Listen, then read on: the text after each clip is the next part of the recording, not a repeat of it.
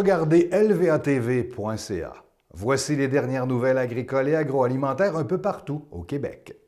La dernière semaine a été fertile en événements et annonces de toutes sortes, culminant vendredi dernier sur l'île Perrot près de Montréal pour le dévoilement de la politique bioalimentaire du Québec 2018-2025.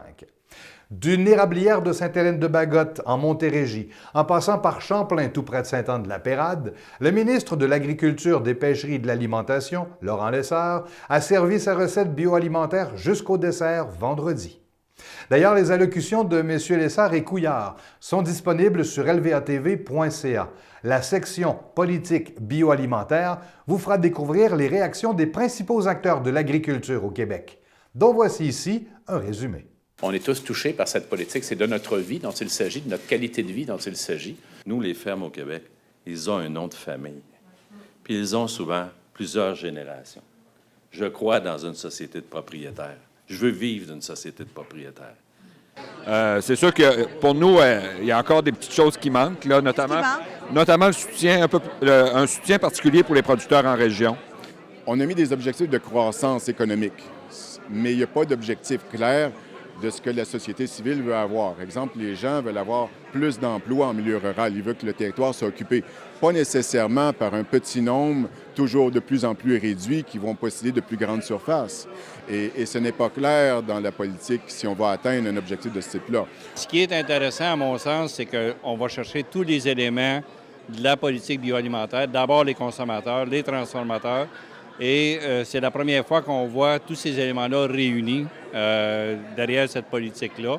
On a vu là, le premier ministre, on a vu les ministres qui l'accompagnent. Pour moi, c'était une belle parade de mode, mais avec des vêtements usagés. Bien, il manque encore un peu de nouvelles connaissances. Il manque de recherche, mais il manque aussi principalement de vulgarisation et d'accompagnement dans des investissements, puis dans de l'accompagnement pour changer certaines façons de faire que l'on a encore aujourd'hui. Depuis notre fondation en 1956, il nous importe de mettre des produits et des services en nutrition animale à la disposition de la ferme familiale afin qu'elle puisse être compétitive.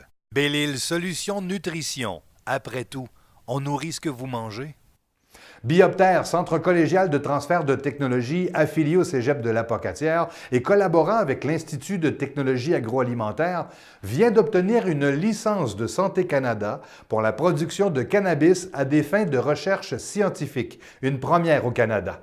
Bioptère pourra conduire des projets de recherche à petite échelle en lien avec la production de cannabis, une nouvelle thématique qui permettra de développer les connaissances agronomiques et techniques nécessaires à l'accompagnement des producteurs et de répondre aux besoins en développement et innovation des fournisseurs d'intrants agricoles essentiels à l'émergence de cette production au Québec et partout au Canada. Le ministère des Industries primaires, comme on l'appelle en Nouvelle-Zélande, se fait rassurant après une épidémie qui a tué plus de 22 000 bovins en juin de l'an dernier, une maladie grave des bovins, Mycoplasma bovis, un pathogène majeur souvent négligé, causant des maladies respiratoires, des mammites et de l'arthrite chez les bovins, se propage dans de nouveaux pays, notamment en Irlande et dans certaines parties de l'Amérique du Sud. Des experts en la matière affirment que les preuves que les souches deviennent résistantes aux antibiotiques s'accumulent. Voilà qui complète ce bulletin de nouvelles agricoles et agroalimentaires. Un peu partout au Québec, vous regardez lvatv.ca.